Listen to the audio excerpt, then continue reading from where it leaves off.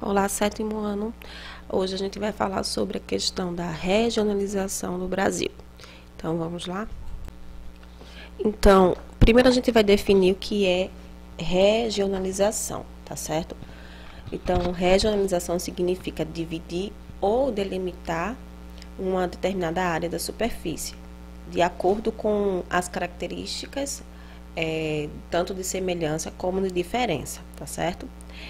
Essa divisão regional, ela deve, assim, usar critérios, tá bom? Que, além de tudo, tem a questão de organizar e também controlar o desenvolvimento econômico de uma região e também o desenvolvimento populacional, tá certo? Então, aqui eu coloquei algumas definições da divisão de um espaço e quando surgiu essas divisões, ok? Aí vocês estão vendo aí, né? Que a divisão de um espaço ou território em unidades de área que apresentam um certo número de características que as individualizam. Aí tem aqui, o surgimento das divisões regionais oficiais está ligada a ideias de planejamento que se consolidaram no Brasil durante a Segunda Guerra Mundial. E por fim, como eu falei, essa divisão, elas surgiram para facilitar o planejamento regional e a integração nacional. Então, assim, é uma ferramenta de planejamento essencial usada aí pelo governo. A gente tem essa definição e tem a primeira que eu expliquei, ok? Vamos seguir? Bom, como vocês estão vendo aí, eu coloquei, né, que essa divisão regional é de 1913, que foi a primeira, ela não era oficial. E ela foi utilizada no ensino da geografia e também usou aí critérios como clima, vegetação e relevo. E dividiu o país em 5 regiões, né, que são essas que estão aí. Setentrional, norte oriental, oriental e meridional, certo? Aí essa divisão, ela foi feita em 1913, tá bom? Bom, aqui eu tenho uma imagem para vocês associarem, né, no mapa, né, como ficou essa divisão de 1913. Então, aí, para vocês entenderem como é que estava aí dividida cada região. Então, esse era o mapa que a gente utilizava em 1913. Aqui eu tenho algumas divisões regionais que foram feitas oficialmente. Então, eu tenho uma aí que foi a centralização do poder político na esfera federal, algumas mudanças que foram feitas, né? Isso a partir de 1930. Depois, eu tenho aí a política de industrialização e integração nacional, que foi lá na era Vargas, tá certo? Que tinha ali a necessidade de controlar a questão da industrialização, então isso também foi dividido. Então, essa divisão também tinha necessidade de reconhecer, né, a estatística do território. Então, em 1938 foi criado aí o Instituto Brasileiro de Geografia e Estatística, que é conhecido como IBGE, e um órgão responsável pela produção da divisão oficial do Brasil, certo? Então, só em 1940 é que a gente vai ter aí as 5 regiões, né, que são aí Norte, Nordeste, Leste, Sul e Centro-Oeste.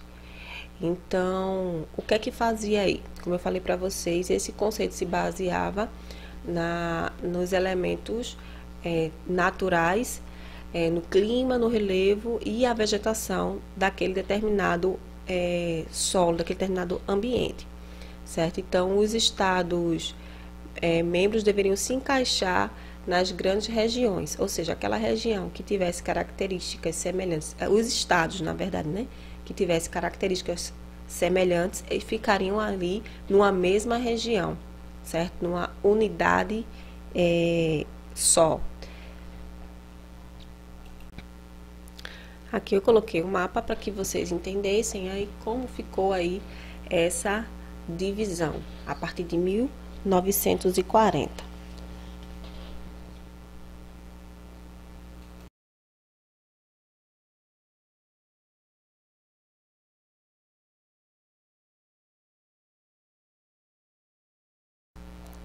Bom, então assim, na tentativa de organizar, a gente teve aí uma nova divisão lá em 1945.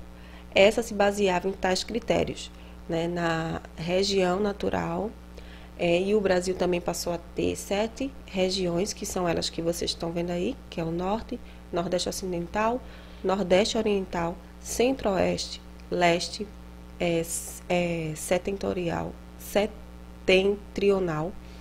perdão, e Leste, Meridional e Sul.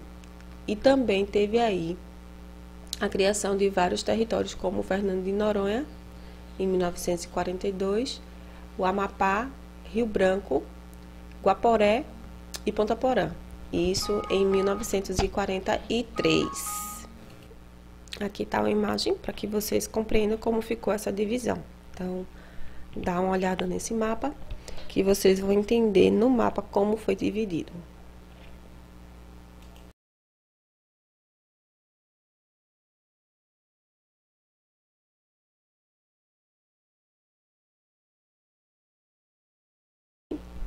Vamos seguindo aqui. Então, em 1970 teve uma outra divisão regional, né? Então, a gente vê aí quais os conceitos que foram levados em conta nessa divisão. Então, vocês estão vendo aí, né, que se baseava no conceito de regiões homogêneas, que tivessem ali os aspectos naturais e econômicos semelhantes, tá certo? As regiões seriam formadas por micro-regiões, ou seja, conjuntos, municípios com características e economias também semelhantes. Outra questão também, as micro-regiões seriam a base da produção dos dados estatísticos da própria região, ou seja, elas teriam que passar todas as informações dos dados que nela existiam, como população, taxa de mortalidade, taxa de natalidade e tudo mais. E o território do Acre é transformado em estado no ano de 1962, né? Então, quando teve ali a regionalização de 1970, ele passa a atuar dentro do mapa comum estado. E por fim, aí eu tenho o território de Rio Branco, que passa a ser denominado um território de Roraima. Segue para vocês aí um mapa explicando como estava dividida essa regionalização aí a partir de 1970. Aí vocês podem dar uma analisada.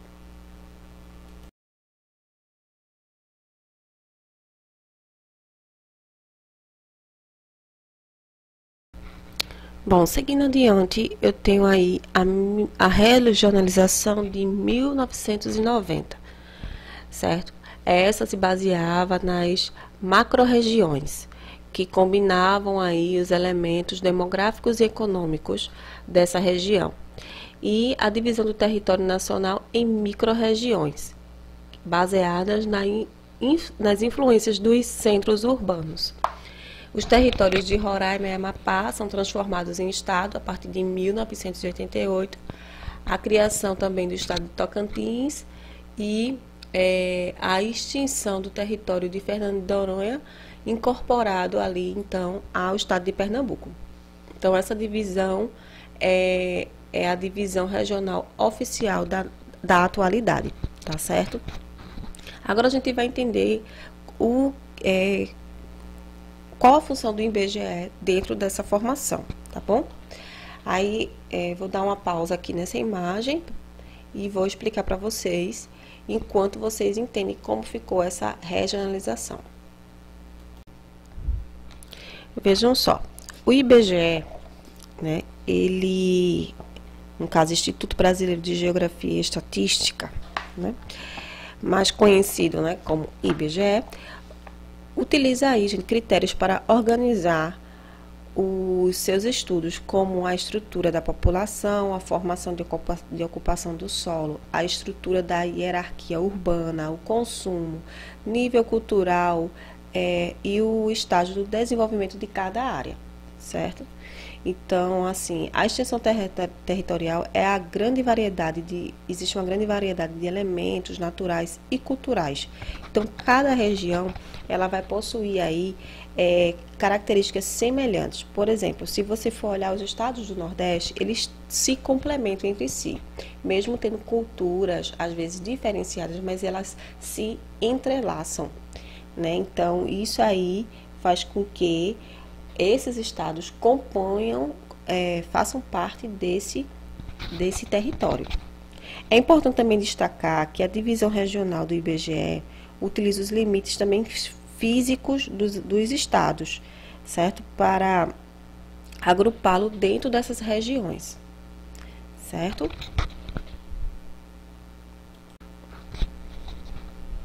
Então, por exemplo, né?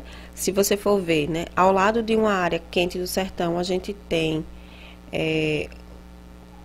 uma região quente e úmida, que é a Amazônia. Então, outro caso é a relação da formação do espaço geográfico, é a questão da autoindustrialização da região do Sudeste, né, que contraposta ali as grandes áreas rurais da região do Centro-Oeste. Então, não é somente uma questão de clima nem de solo, mas também de economia, enfim. E outra questão interessante também é essas divisões, elas facilitam, né, e atendem diversos propósitos para ampliar ali o conhecimento do Brasil em sua totalidade. Então, assim, quando cada região dessa entrega as informações, a gente consegue ter uma visão geral do Brasil, não é isso? Então, cada um é responsável por um setor. Falando com relação à economia, a gente tem áreas do Brasil que atuam mais na questão da industrialização, outras áreas na questão rural, agrária, né? Então, isso aí também faz parte dessa divisão.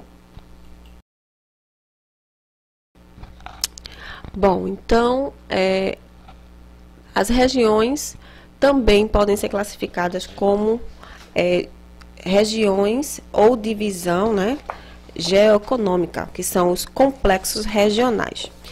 Como é que funciona isso?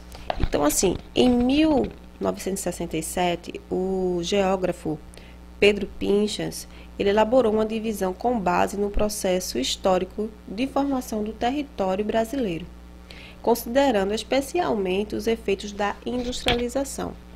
Então, essa divisão ficou conhecida como complexos regionais ou divisão geoeconômica, que é o mapa que a gente vai ver a seguir.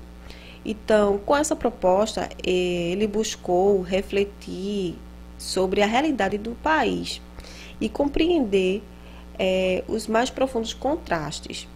Então, o que acontece aí? Nessa regionalização, a questão é retratar as diferenças socioeconômicas de cada região do território nacional brasileiro. Então, é delimitado ali faixas, né, limites desses complexos e semelhante, né, à divisão do IBGE, mas que considera os limites ali estaduais. Então, nos complexos regionais, os critérios são os fenômenos sociais e econômicos. Então, há uma diferença. Quando a gente fala de regionalização, a gente tem ali a questão cultural e a divisão que vai ali delimitar a demarcação de cada estado. Quando vocês olharem para o mapa, vocês vão perceber. Deixa eu colocar logo o mapa aqui, porque fica mais fácil. Observem que o mapa está dividido em 3 cores. Na 1 eu tenho uma cor verde, depois 3 eu tenho laranja e vermelho ali eu tenho a 2. Então, vocês estão vendo que não existe um critério bem demarcadinho com relação a essa divisão. Então, eu tenho 3 complexos, que é Amazônia, Centro-Sul e Nordeste, tá certo? Então, o que acontece aí? Como eu falei, os critérios são os fenômenos sociais e econômicos, que são dinâmicos e se alteram facilmente. Então, existe ali uma infinidade de aspectos diferenciados em um mesmo complexo regional.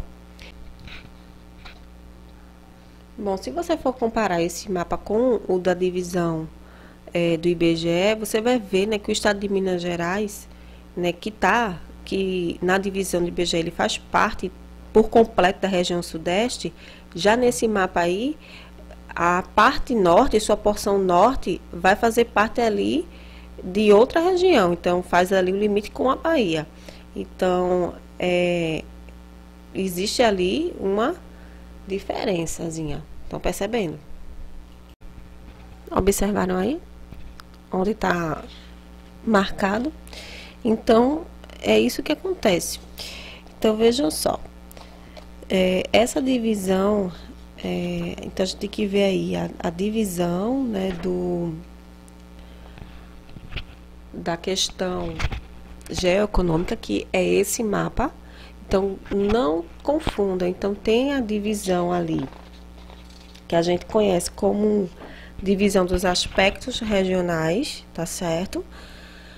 E a gente tem a divisão geoeconômica, que é esse mapa aí. Eu vou colocar os dois juntos para que vocês entendam a diferença entre um e outro.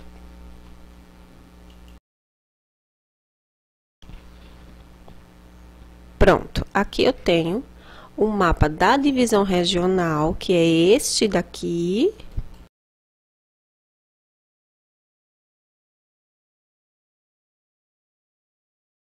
E tenho o geoeconômico, né, o mapa da divisão geoeconômica, que é este daqui.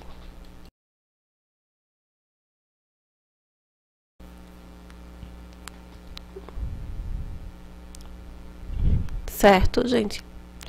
Bom, aqui eu tenho a classificação de cada uma dessas regiões. Essas informações que vocês vão ver daqui por diante, elas são informações apenas do mapa que se refere às regiões geoeconômicas. Então, eu tenho aí os 3 complexos, tá certo? Que é o Amazônico, o Nordeste e o complexo do Centro-Sul. Pronto, então aqui eu vou estar tendo as explicações de acordo com cada região. Então, essas características, elas definem aí vários elementos, como por exemplo, área de povoamento, né, o processo de mecanização que ocorreu nesse meio tempo. Então, a infraestrutura dos estados, o que cada estado dessas regiões utilizam, enfim. E aqui eu vou deixar para vocês as explicações de cada um dos complexos regionais, tá certo? Aí aqui vocês vão ver o Complexo Regional da Amazônia.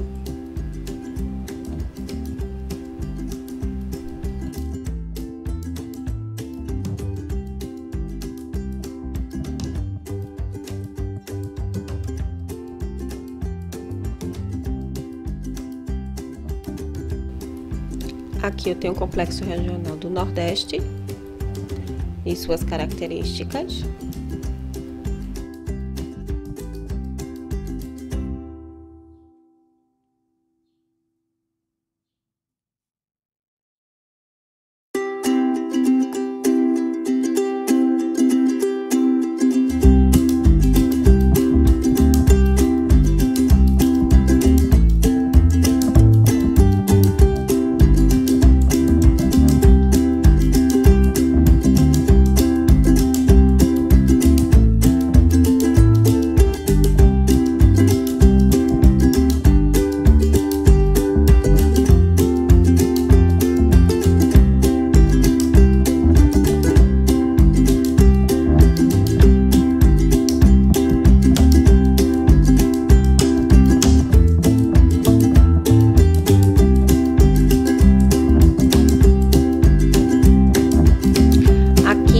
Complexo Regional do Centro-Sul.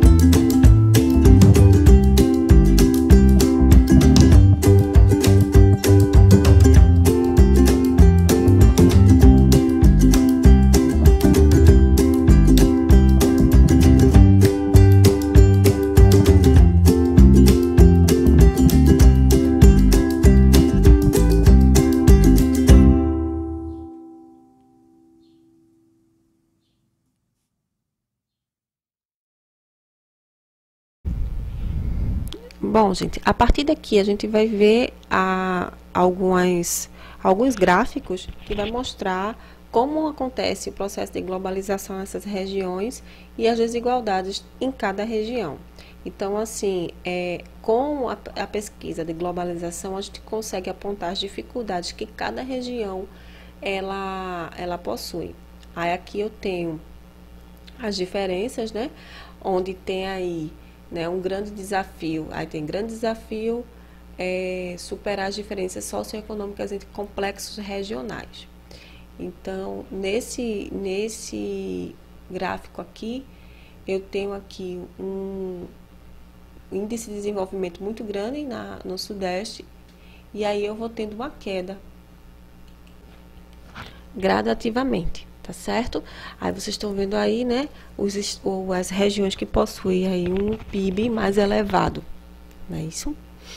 Então, nessa outra imagem aqui temos as principais causas das desigualdades nessas regiões. Então, aí a gente tem, né, que a industrialização ela se concentra, né, em São Paulo e Rio de Janeiro e em Belo Horizonte. Então, o Centro-Sul ele se beneficiou com o modelo de industrialização de substituição de importação. E com a abertura econômica no Centro-Sul, o que foi que aconteceu aí? Foi essa região que acabou recebendo aí mais investimento de fora, né? Então, muitas multinacionais elas se concentram mais nessas regiões, nesses estados. Outra questão também, né, que a maioria das sedes das empresas que estão situadas em outras regiões, elas se localizam ali no Centro-Sul. Então, também há uma concentração das melhores universidades nacionais e também os grandes centros de pesquisas também ficam nessas regiões, certo? Então, para vocês verem aí como é organizada economicamente falando. Aqui eu tenho um outro gráfico, né, que vai mostrar o índice de desigualdade das regiões brasileiras.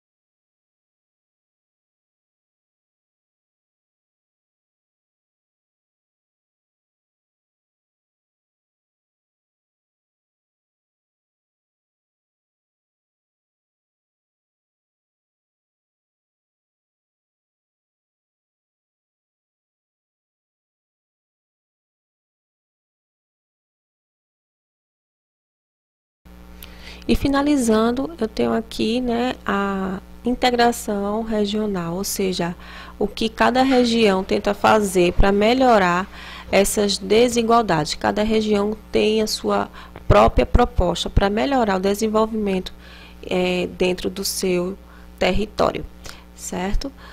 Então, eu vou ficando por aqui, pessoal. Espero que vocês estejam compreendendo tudo direitinho. Então, respondam às atividades. Fique com Deus e até a próxima.